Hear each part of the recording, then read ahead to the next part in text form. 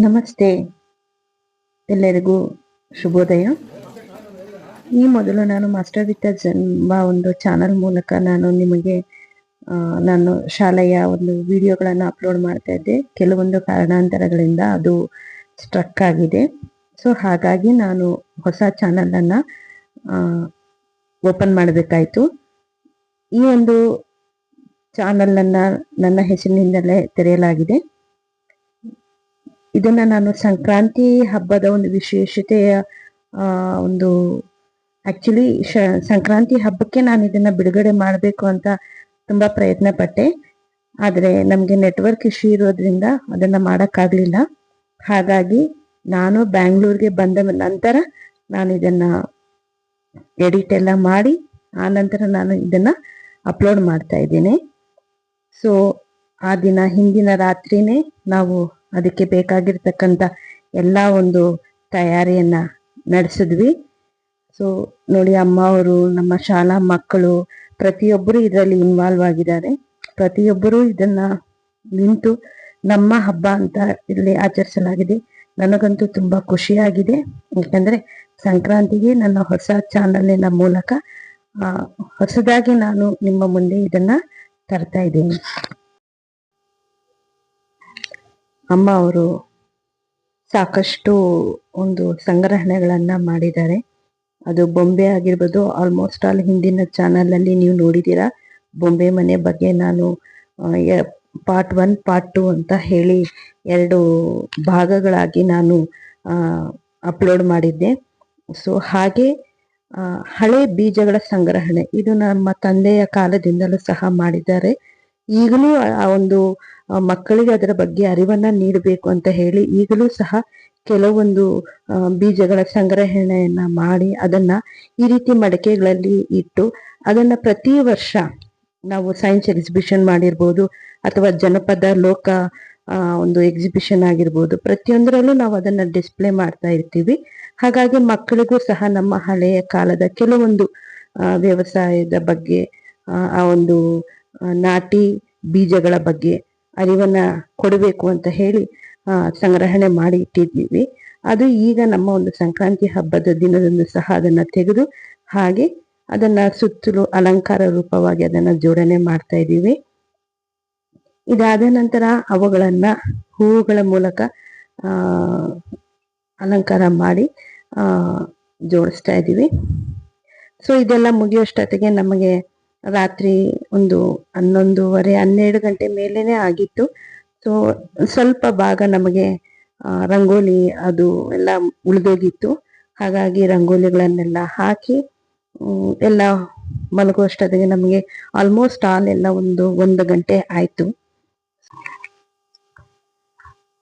ನಮ್ಮ ಶಾಲಾ ಶಿಕ್ಷಕಿಯರೆಲ್ಲ ಬೆಳಗಿನ ಜಾವ ಬೇಗ ಬಂದು ನಮ್ಮ ಒಂದು ಈ ಕಾರ್ಯಕ್ರಮದಲ್ಲಿ ಅವರು ಸಹ ಪಾಲ್ಗೊಂಡಿದ್ದಾರೆ. ಅವ್ರಿಗೂ ಸಹ ನಮ್ಮ ಶಾಲಾ ವತಿಯಿಂದ ತುಂಬಾ ಧನ್ಯವಾದಗಳನ್ನ ಹೇಳ್ತೀನಿ. ರೂಪಾ ಮ್ಯಾಮು, ಅಂಕಿತಾ ಮ್ಯಾಮು, ಹಾಗೆ ಇನ್ನಿತರ ಎಲ್ಲ ಶಿಕ್ಷಕಿಯರು ಸಹ ಇದರಲ್ಲಿ ಪಾಲ್ಗೊಂಡಿದ್ದಾರೆ. ಸೊ ನೀವಲ್ಲಿ ನೋಡ್ತಾ ಇದ್ದೀರಲ್ಲ, ಅದೆಲ್ಲ ಮಡಿಕೆಗಳು. ಮೊದಲು ನಾವು ಅಮ್ಮ ಅವರು ಅದನ್ನ ಮಡಿಕೆಗಳಲ್ಲಿ ಅಡುಗೆಯನ್ನ ಮಾಡಿಸ್ತಾ ಇದ್ರು. ಈಗ ಕೆಲವೊಂದು ಮಕ್ಕಳು ಎಳೆ ಮಕ್ಕಳಾಗಿರೋದ್ರಿಂದ ಕೆಲವೊಂದು ಕಾರಣಾಂತರಗಳಿಂದ ಅದನ್ನ ಹೆಚ್ಚು ಬಳಸೋದಿಲ್ಲ. ನಾವು ಮಕ್ಕಳಿಗೆ ಆ ಒಂದು ಮಡಿಕೆಗಳಲ್ಲಿ ಅಡುಗೆ ಮಾಡಿ ಇಡ್ತಾ ಇದ್ದಿದ್ದು ಇದೆ. ಈಗ ಅದನ್ನೆಲ್ಲ ಹಾಗೆ ಸಂಗ್ರಹಣೆ ಮಾಡಿ ಇಟ್ಟಿದ್ದಾರೆ. ಸೊ ಇಲ್ಲಿ ಪೂಜಾ ವಿಧಾನಗಳನ್ನೆಲ್ಲ ರೂಪಾ ಮೇಡಮ್ ನೆರವೇರಿಸ್ಕೊಟ್ರು. ಅವರು ಮಂತ್ರಗಳನ್ನ ಹೇಳ್ತಾ ಈ ಒಂದು ಪೂಜೆಯನ್ನ ತುಂಬಾ ಚೆನ್ನಾಗಿ ನಡೆಸ್ಕೊಟ್ರು. ನಮಗೆ ತುಂಬಾ ಖುಷಿ ಆಯ್ತು. ಇದು ಗಾಳಿಪಟ ಎಲ್ಲ ಕಾಣಿಸ್ತಾ ಇದೆ ಅಲ್ಲ, ಅದೆಲ್ಲ ಮಕ್ಕಳು ಮಾಡ್ಕೊಂಡು ಬಂದಿರ್ತಕ್ಕಂಥದ್ದು.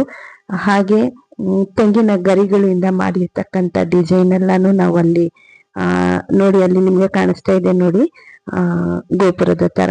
ಸೊ ಹಾಗೆ ಗುಡಿಸಲನ್ನ ಹಾಕಿ ಅಲ್ಲಿ ನಾವು ಹಿಂದಿನ ಕಾಲದಲ್ಲಿ ಬಳಸ್ತಾ ಇರ್ತಕ್ಕಂಥ ಎಲ್ಲ ಒಂದು ವಸ್ತುಗಳನ್ನ ಅಲ್ಲಿ ಇಟ್ಟಿದ್ದೀವಿ.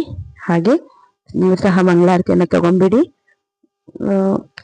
ಹಾಗೆ ಇಲ್ಲಿ ನೀವು ನೋಡ್ತಾ ಇದ್ದೀರಲ್ಲ, ಸಗಣಿಯಿಂದ ಮಾಡಿರ್ತಕ್ಕಂಥ ನಾವು ಒಂದು ಇದನ್ನ ಸಂಕ್ರಾಂತಿ ಗೊಬ್ಬೆಮ್ಮಗಳಂತ ಕರಿತೀವಿ ಅದನ್ನ. ಸೊ ಅದನ್ನ ರಂಗೋಲಿಯಲ್ಲಿ ಇಟ್ಟು ಟೀಚರ್ಸು ನೋಡಿ ಎಷ್ಟು ಚೆನ್ನಾಗಿ ಅಲಂಕಾರ ಮಾಡ್ತಾ ಇದ್ದಾರೆ. ತುಂಬಾ ಖುಷಿ ಆಗತ್ತೆ ಈ ರೀತಿ ಒಟ್ಟಾಗಿ ಎಲ್ಲರೂ ನಮ್ಮದು ಅಂತ ನಿಂತು ಮಾಡ್ತಾ ಇರ್ಬೇಕಾದ್ರೆ ಅದರಲ್ಲಿ ಬರ್ತಕ್ಕಂಥ ಉತ್ಸಾಹ, ಒಂದು ಉಲ್ಲಾಸ ನಾವು ಹೇಳಕ್ಕಾಗದೆ ಇರ್ತಕ್ಕಂಥದ್ದು. ನೋಡಿ ನಮ್ಮ ಗೋವುಗಳು, ನಾವು ನಮ್ಮ ಶಾಲೆಯಲ್ಲಿ ನಮ್ಮ ಮನೆಗೆ ಅಂತಾನೆ ನಾವು ಗೋವುಗಳನ್ನ ಸಾಕೊಂಡಿದೀವಿ. ನಮ್ಮ ಹುಡುಗರು ಅದನ್ನ ಅಲಂಕಾರ ಮಾಡ್ಕೊಂಡು ತಗೊಂಡ್ಬಂದಿದ್ದಾರೆ. ನೋಡ್ತಾ ಇದ್ದೀರಲ್ಲ. ಸೊ ಆಗಿಂದ ಹಾಗೆ ಅಂತ ಅನ್ಕೊಂಡು ನಾವು ಅದನ್ನೆಲ್ಲ ಮಾಡಿದ್ರಿಂದ ಸ್ವಲ್ಪ ವಿಳಂಬ ಆಯ್ತು, ಆದ್ರೂ ತುಂಬಾ ಚೆನ್ನಾಗಿ ಬಂತು. ನೋಡಿ, ರೂಪಾ ಮ್ಯಾಮು, ಮೇಘಾ ಮ್ಯಾಮು ಹಸುಗಳಿಗೆ ಪೂಜೆಯನ್ನ ಮಾಡ್ತಾ ಇದ್ದಾರೆ. ಈ ಎಲ್ಲ ಸಂಪ್ರದಾಯಗಳನ್ನ ನಾವು ನಮ್ಮ ಮಕ್ಕಳಿಗೆ ಪೀಳಿಗೆಯಿಂದ ಪೀಳಿಗೆಗೆ ಪ್ರತಿಯೊಂದು ಹಬ್ಬದ ವಿಶೇಷತೆಗಳನ್ನ ಮಕ್ಕಳಿಗೆ ತಿಳುವಳಿಕೆಯನ್ನ ಕೊಡೋದ್ರಿಂದ ಅವರು ಆ ಒಂದು ಸಂಪ್ರದಾಯಗಳನ್ನ ಹಾಗೆ ನಡೆಸ್ಕೊಂಡು ಮುನ್ನಡೀತಾರೆ. ಹಾಗೂ ಮಕ್ಕಳಲ್ಲಿ ಕೆಲವೊಂದು ಪೇಶನ್ಸ್ ಅನ್ನ ಇದು ನಮಗೆ ಕಲಿಸ್ಕೊಡತ್ತೆ.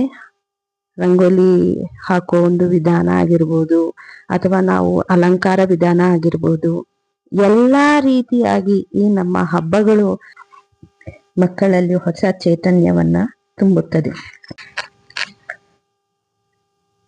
ಇವನ್ನ ನಾವು ಆಚರಣೆ ಮಾಡೋದ್ರಿಂದ ಮಕ್ಕಳಿಗೂ ನಮ್ಮ ಒಂದು ವಿಧಿ ವಿಧಾನಗಳ ಬಗ್ಗೆ, ಸಂಪ್ರದಾಯಗಳ ಬಗ್ಗೆ ಅರಿವು ಮೂಡುತ್ತೆ. ಇದನ್ನ ಯಾಕೆ ಪದೇ ಪದೇ ಹೇಳ್ತಾ ಇದ್ದೀನಿ ಅಂತಂದ್ರೆ, ನಾವು ನಮ್ಮ ಹಿರಿಯರಿಂದ ಏನನ್ನ ಕಲಿತೀವಿ ಅದನ್ನೇ ನಮ್ಮ ಮಕ್ಕಳಿಗೆ ನಾವು ಒಂದು ಆಸ್ತಿಯನ್ನಾಗಿ, ಬಳುವಳಿಯಾಗಿ ಕೊಡಬೇಕಾಗತ್ತೆ. ನೋಡಿದ್ರಲ್ಲ ನಮ್ಮ ಒಂದು ಶಾಲೆಯ ಸಂಕ್ರಾಂತಿ ಹಬ್ಬದ ಒಂದು ಆಚರಣೆಯನ್ನ. ಸೊ ತದನಂತರ ನಾವು ನೃತ್ಯಗಳ ಮೂಲಕ ಇನ್ನಷ್ಟು ಎಂಜಾಯನ್ನ ಮಾಡಿದ್ವಿ. ದಯವಿಟ್ಟು ನಿಮಗಿಷ್ಟ ಆದರೆ ಲೈಕ್ ಮಾಡಿ, ಕಮೆಂಟ್ ಮಾಡಿ. ಹಾಗೆ ಸೊ ನಮ್ಮ ಮಕ್ಕಳನ್ನ, ನಮ್ಮ ಶಾಲೆಯನ್ನ ಆಶೀರ್ವದಿಸಬೇಕಾಗಿ ತಮ್ಮಲ್ಲಿ ಕಳಿಕಳಿಯಾಗಿ ಬೇಡ್ಕೊಳ್ತಾ ಇದ್ದೀನಿ. Thank you for watching. Please subscribe